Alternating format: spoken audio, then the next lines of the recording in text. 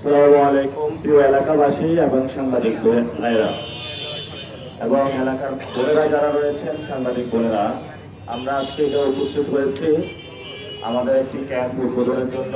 এখানে আপনারা তথ্য খুঁজে পাবেন আপনি কোথায় ভোটার হয়েছেন। আজকে এই ক্যাম্পে উপস্থিত আছেন এলাকার স্থানীয় যারা মুরব্বী আছেন, ওরা উপস্থিত আছেন।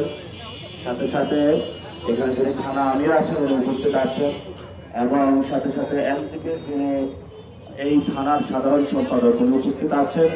ছাত্র শক্তি, যুব শক্তি, ছাত্র শিবির এবং মহিলা সংস্থা সবাই আমরা এখানে উপস্থিত আছি। 11 দলীয় জোটের যারা আছি, আমরা একটি নতুন বাংলাদেশ চাই, যে বাংলাদেশে আমরা আমাদের এখানে যে যানজটের অনেক সমস্যা রয়েছে এগুলো সমাধান করতে চাই। ঢাকা হাটে আমরা এখানে ময়লা ব্যবস্থাপনা খুবই সমস্যার মধ্যে আমরা আছি, এগুলো সমস্যার সমাধান করতে চাই।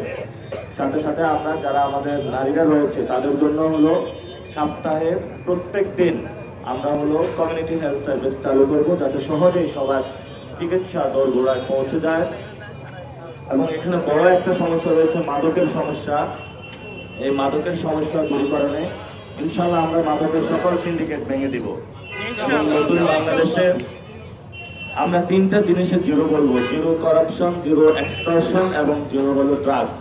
মাদককে আমরা না করবো ঢাকা হাটে, দখলদারিত্ব এবং চাঁদাবাজিকে না বলবো আমরা ঢাকা হাটে, এবং কোনো দুর্নীতিকে না বলবো আমরা ঢাকা হাটে।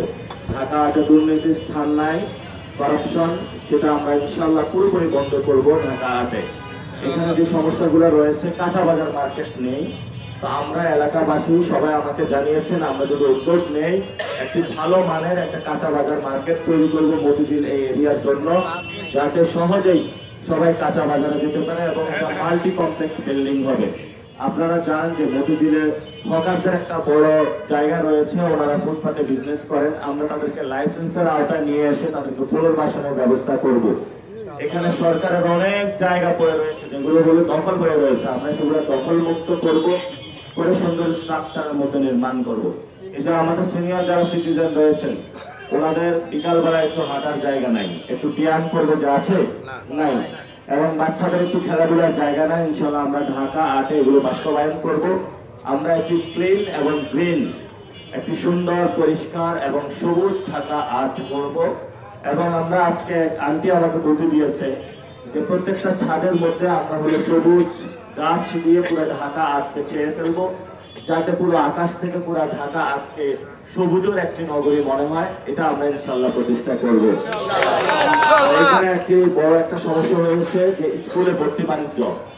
যারা অভিভাবক রয়েছেন বাচ্চাদেরকে যখন স্কুলে নিয়ে যান, সেখানে বাচ্চাদের ভর্তি করানোর সময় অনেক বড় অঙ্কের টাকা দিতে হয়, এবং পরবর্তীতে এক ক্লাস থেকে উপরে ক্লাসে ওঠার সময় সেখানেও বড় ধরনের টাকা গুনতে হয়। আর এটা হয় স্কুল কমিটি যারা গভর্নিং বডি রয়েছে তাদের একটা সিন্ডিকেট রয়েছে, এবং সেখানে দলীয় দাস রয়েছে যারা এই কাজগুলো করে থাকে। ইনশাল্লাহ আমরা ঢাকা আটে এই কাজগুলো বন্ধ করব। আর আপনারা যে এলাকাবাসী আমাদের যারা, ইনশাল্লাহ আমরা যদি সংসদে যেতে পারি, আমাদের অফিস হবে জনতার অফিস, কোনো এমপির অফিস হবে না। যে কেউ যে কোনো সময় আমার দ্বারা ইনশাল্লাহ 24 ঘন্টা। আমরা রাজনীতির মধ্যে নতুনত্ব নিয়ে আসতে চাই। আমরা গণ অভ্যুত্থানের পরে কোনো নেগেটিভ বা রাজনীতি চাই না, যে নেগেটিভ রাজনীতির মধ্য দিয়ে আমাদের জেনারেশন পিছিয়ে যাবে। আমরা পজিটিভ রাজনীতি চাই, সবাইকে সাথে নিয়ে ঐক্যবদ্ধভাবে বাংলাদেশকে এগিয়ে নিয়ে যেতে চাই। সবাই ভালো থাকবেন, দোয়া করবেন। আমাদের এখানে মেশিন রয়েছে, আপনারা যারা আসবেন আপনাদের ফোন নাম্বার বা ভোটার আইডি যেটাই আপনি দেন না কেন, ওয়ার্ড নাম্বার গুলো আমরা ইনশাল্লাহ আপনার কোন জায়গায় ভোটার এটা প্রত্যেকটা ক্যাম্পে এই মিশনের মাধ্যমে আমরা সরবরাহ করবো ডিজিটাল পদ্ধতিতে। আপনারা সহজে আপনাদের ভোট কেন্দ্র খুঁজে পাবেন। তো সবাই ভোট কেন্দ্র খুঁজে পাইলে হবে না, এবার ভোটটা দিবেন, আমানত হিসাবে রক্ষা করবেন, ভোট কেন্দ্রের সামনে দাঁড়িয়ে থাকবেন। আমার ভোট আমি দেব, আমি রক্ষা করব, এবং আমি এটা গণনা শেষ হওয়া পর্যন্ত সেখানে দাঁড়িয়ে থেকে আমার হিসাব কিতাব ইনশাআল্লাহ বুঝে নেব।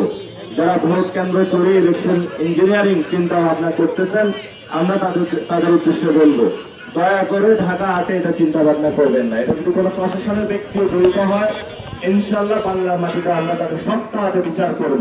কোন রাজনৈতিক দলের যদি গুন্ডা পান্ডা জড়িত হয়ে থাকে আমরা শক্ত হাতে তাদের বিচার করবো। মার খেয়ে এসেছি, এবার কিন্তু আমরা ধৈর্য ধারণ করবো না। এবার ইনশাল্লাহ আমরা মায়ের দেব তাদেরকে, কারণ আমরা ধৈর্য ধারণ করেছি, আমরা তো মাইক ফেলে মারা যেতে পারবো না। এবার কিছু আমরা উত্তম মাধ্যম দিব, যেমন কুকুর তেমন মূল্য।